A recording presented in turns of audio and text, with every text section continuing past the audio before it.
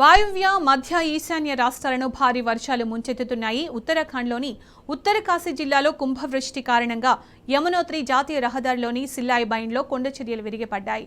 దీంతో నిర్మాణంలో ఉన్న ఓ హోటల్ కుప్పకూలింది. ఈ ఘటనలో 2 భవన నిర్మాణ కార్మికులు మృతి చెందారు. 7గురి ఆచూకీ గల్లంతైంది. ఘటనా స్థలానికి 18 కిలోమీటర్ల దూరంలోని తిలాడి షాహీద్ స్మారక్ వద్ద ఆ 2 మృతదేహాలను వెలికితీశారు. ప్రమాద స్థలంలో మొత్తం 29 మంది ఉన్నారని, వీరిలో 20 మందిని రక్షించామని అధికారులు తెలిపారు.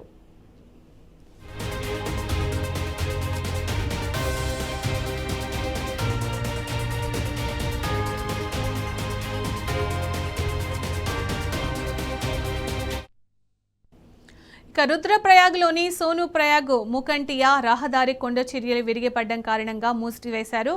భద్రత దృష్ట్యా సోన్ప్రయాగ్, గౌరీకుండ్ వద్ద యాత్రికుల రాకపోకలను తాత్కాలికంగా నిలిపివేశారు. చమౌలి, పౌరి, డెహ్రాడూన్, రుద్రప్రయాగ్ ఇతర జిల్లాలతో సహా అనేక జిల్లాలను భారీ వర్షాలు ముంచెత్తుతున్నాయి.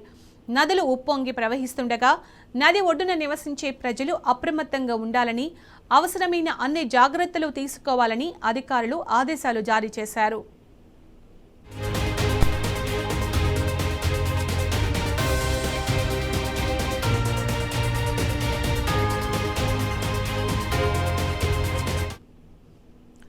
రుద్రప్రయాగ్లోని బంగారుపట్టిలో 12 గ్రామాలను కలిపే మయాలి రామ్దార్ రోడ్డుపై ఉన్న వంతెన తెగిపోవడం వల్ల అక్కడి జనజీవనం స్తంభించిపోయింది.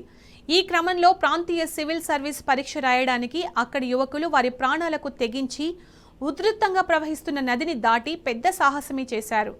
వికాస్ఖండ్ జకోలీలోని కూనాఘడ్ గదేరా వాగు పొంగి పొర్లడంతో పొంతి, మునియాఘర్ల మధ్య నిర్మించిన వంతెన తెగిపోయింది. దీంతో 12 గ్రామాలకు రాకపోకలు నిలిచిపోయాయి.